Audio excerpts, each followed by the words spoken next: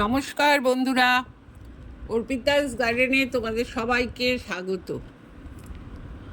আজ আমি এই ভিডিওতে তোমাদের সাথে এমন একটা কীটনাশক এবং ছত্রাকনাশক তৈরির কথা বলবো, যা কিন্তু আমরা খুব সহজেই আমাদের কিছু ঘরোয়া উপকরণ দিয়েই তৈরি করে নিতে পারি। আমাদের ছাদ বাগানের গাছগুলোতে অনেক সময় ছত্রাকের আক্রমণ বা নানা পোকামাকড়ের আক্রমণ হয়।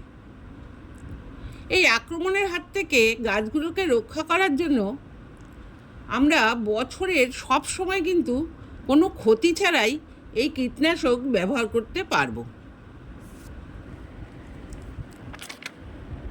এই কীটনাশক কি উপকরণ দিয়ে তৈরি করলাম, এই কীটনাশক কখন আমরা ব্যবহার করব বা কতটা পরিমাণে ব্যবহার করব, সেটাই এই ভিডিওতে বিস্তারিতভাবে আমি বলেছি। স্কিপ না করে তোমরা সম্পূর্ণ ভিডিওটা কিন্তু দেখতে থাকো। দেখো, এখানে আমি প্রথমেই নিয়েছি একটা মিক্সিং জার। এই মিক্সিং জার নেওয়ার সাথে সাথে আমি নিয়েছি একটা অ্যালোভেরা পাল্প। তোমাদের সবার বাড়িতেই অ্যালোভেরা গাছ আছে। দেখো, এখন আমি এই অ্যালোভেরা যে পাল্পটা নিয়েছি, এই অ্যালোভেরা পাল্পটাকে আমি ছোট ছোট করে টুকরো করে নেব। এই অ্যালোভেরা পাল্পটাকে ছোট ছোট করে টুকরো করে নেওয়ার পর আমি দিয়ে দেবো এই মিক্সিং জারে। দেখো, এখানে আমি ছোট ছোট করে পাল্পটাকে কেটে নিয়েছি। কেটে নেওয়ার পর নিয়ে নেব মিক্সিং জারে। দেখো, এই পাল্পটা নেওয়ার পর আমি এখানে নিয়ে নেব একটা মাঝারি সাইজের পেঁয়াজ। দেখো, আমি এখানে এই সাইজের একটা পেঁয়াজ নিয়ে নিয়েছি। এই পেঁয়াজটাকেও কিন্তু আমি ছোট ছোট টুকরো করে কেটে নেব। কেটে নিয়ে এই অ্যালোভেরা পাল্পের সাথে মিক্সিং জারে দিয়ে দেব।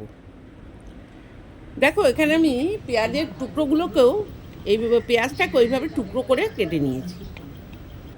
এখন এটা আমি এই মিক্সিং জারে দিয়ে দেব। দেখো, এবার নিয়ে নেব একটা রসুন। দেখো, এই সাইজের একটা রসুন নিয়ে নেব। এই পেঁয়াজ বা রসুন এটা কিন্তু সবসময় আমাদের ঘরে থাকে। দেখো, এই রসুনটা আমরা এখন কোয়াগুলো ছাড়িয়ে নেব। দেখো, আমি এখানে রসুনের কোয়াগুলোকে ছাড়িয়ে নিয়েছি। ছাড়িয়ে নেওয়ার পর এই রসুনের কোয়াগুলো আমি এই মিক্সিং জারে দিয়ে দেব। এই অ্যালোভেরা পাল্প, পেঁয়াজ, রসুন, তার সাথে দিয়ে দেব 5 থেকে 6টা কাঁচা লঙ্কা। এই লঙ্কা যদি ঝাল বেশি হয় তাহলে তোমরা কম দেবে, আর যদি দেখো ঝাল কম আছে তখন একটু বেশি বাড়িয়ে দেবে। এইভাবে লঙ্কা দেওয়ার পর আমরা দিয়ে দেব নিম পাতা। দেখো, আমাদের সবারই ছাদ বাগানে একটা করে নিম গাছ এরকম আছে। সেখান থেকে আমরা এরকম কটা পাতা নিয়ে এর মধ্যে দিয়ে দেবো। দেখো, আমি পাতাগুলো ছাড়িয়ে নিয়েছি। এবার এখানে মিক্সিং জারে দিয়ে দেব। এইভাবে 5টা উপকরণ এই জারে দেওয়ার পর আমি কিন্তু মিক্সিতে এটা একটা পেস্ট তৈরি করে নেব। এইভাবে 5টা উপকরণের সাহায্যে দেখো আমি মিক্সিতে এই পেস্টটা তৈরি করে নিয়েছি। মিক্সিতে পেস্টটা তৈরি করে নেওয়ার পর দেখো, এই অ্যালোভেরা পাতা বা পেঁয়াজ রসুনের যে নির্যাসটা, যে ডাস্টটা, সেটা কিন্তু এখানে মিশে আছে। সেই জন্য আমরা এই মিশ্রণটাকে একটু ছেঁকে নেব।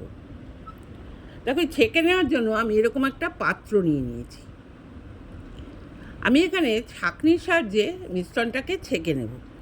তোমরা যদি মনে করো কাপড়ের সাহায্যে ছাঁকবে, সেটাও কিন্তু করতে পারো। কাপড়ের সাহায্যেও মিশ্রণটাকে ছেঁকে নিতে পারো। আমি এখানে ছাঁকনির সাহায্যে সমস্ত মিশ্রণটাকেই আস্তে আস্তে ছেঁকে নেব। যেহেতু এখানে ডাস্টটা পড়েছে, পাতাগুলো রয়েছে, সেই জন্য কিন্তু ছাঁকার ক্ষেত্রে একটু অসুবিধা হবে। দেখো, আমি এইভাবে আস্তে আস্তে সম্পূর্ণ মিশ্রণটাকে ছেঁকে নেব। দেখো, এইভাবে যে পাতা বা পেঁয়াজ বা রসুনের যে ডাস্টটা থাকবে, এটা আমরা ফেলে দেব না।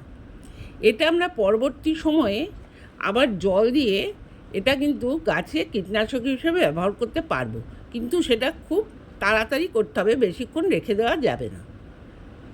এবার দেখো যে কীটনাশকটা তৈরি হলো, এই কীটনাশকটাকে আমরা আরও বেশি শক্তিশালী করার জন্য এর সাথে আমরা মিশিয়ে দেবো 1 চামচ হলুদ। দেখো আমি এখানে নিয়ে নিচ্ছি এরকম 1 চামচ হলুদ। এই 1 চামচ হলুদ মেশানোর ফলে কিন্তু এই কীটনাশকটা আরও বেশি শক্তিশালী হলো। দেখো হলুদটা নেওয়ার পর আমরা এরকম একটা কিছু দিয়ে খুব ভালোভাবে কিন্তু এই মিশ্রণের সাথে এই হলুদটাকেও মিশিয়ে দিতে হবে। দেখো এইভাবে সম্পূর্ণ হলুদটাকে তরলের সাথে মিশিয়ে দিতে হবে। দেখো মিশিয়ে দেওয়ার পর আমাদের কিন্তু তৈরি হয়ে গেল জৈব তরল কীটনাশক। কিন্তু এই কীটনাশকটা আমরা ডাইরেক্ট গাছে ব্যবহার করতে পারবো না। এই কীটনাশকটা আমরা জলের সাথে মিশিয়ে ব্যবহার করব। দেখো সেই জন্য আমি এখানে নিয়ে নিয়েছি স্প্রেয়ার বোতলের মধ্যে 1 লিটার জল। এই 1 লিটার জলে আমরা 20 ml মতো, দেখো ওখানে আমি 20 ml নিয়েছি, 20 ml মতো এই কীটনাশকটা নিয়ে নেব। এই 20 ml কীটনাশক নিয়ে আমরা স্প্রেয়ার বোতলের মুখটা ভালো করে বন্ধ করে আমরা ভালো করে ঝাঁকিয়ে নেব, জলের সাথে যাতে এই কীটনাশকটা সুন্দরভাবে মিশে যেতে পারে সেই জন্য আমরা খুব সুন্দর করে এই বোতলটাকে ঝাঁকিয়ে নেব। এই ঝাঁকিয়ে নেওয়ার পর আমরা কিন্তু আমাদের সমস্ত গাছে, সেটা ইনডোর হতে পারে, আউটডোর হতে পারে, ছোট গাছ বড় গাছ, সমস্ত গাছে কিন্তু আমরা এই কীটনাশকটা স্প্রে করতে পারবো। দেখো এবার আসি এই কীটনাশকটা আমরা কখন ব্যবহার করব। এই কীটনাশকটা আমরা বছরের যে কোনো সময় ব্যবহার করতে পারবো, কিন্তু যখন বৃষ্টি থাকবে অর্থাৎ বৃষ্টি চলাকালীন সময় কিন্তু আমরা এই কীটনাশক ব্যবহার করব না। এছাড়া আমরা বছরের সব সময় এই কীটনাশকটা ব্যবহার করতে পারবো। এই কীটনাশকটা আমরা প্রতি 7 দিন অন্তর সন্ধেবেলার দিকে আমাদের সমস্ত গাছে স্প্রে করে দেব। আমরা যদি সঠিকভাবে প্রতি 7 দিন অন্তর স্প্রে করা বন্ধ না করি, আমরা যদি ঠিক নিয়ম মতো প্রতি 7 দিন অন্তর এই স্প্রে আমাদের গাছে করতে পারি, তাহলে কিন্তু আমাদের গাছে কোনো রকম ছত্রাকের আক্রমণ হবে না, কোনো রকম পোকামাকড়ের আক্রমণ আমাদের গাছে হবে না। আমাদের গাছ কিন্তু থাকবে সুস্থ সবল সবুজ। এবং পেঁয়াজ থাকার জন্য তোমরা জানো পেঁয়াজে যে পটাশিয়াম আছে তার থেকে কিন্তু ফুল ফল খুব তাড়াতাড়ি গাছে আসবে। সেই জন্য আমি তোমাদের বলবো তোমরাও কিন্তু খুব সহজেই তোমাদের বাড়ির উপকরণের সাহায্যে, কিন্তু বাড়ির ঘরোয়া যে উপকরণ তার সাহায্যে এই কীটনাশকটা তৈরি করে নিতে পারো। আমার ভিডিওটা আজকে এই পর্যন্তই। আমার ভিডিওটা যদি তোমাদের ভালো লেগে থাকে লাইক কমেন্ট শেয়ার করো, সাবস্ক্রাইব করে আমার পাশে থেকো। তোমরা সবাই ভালো থেকো, সুস্থ থেকো।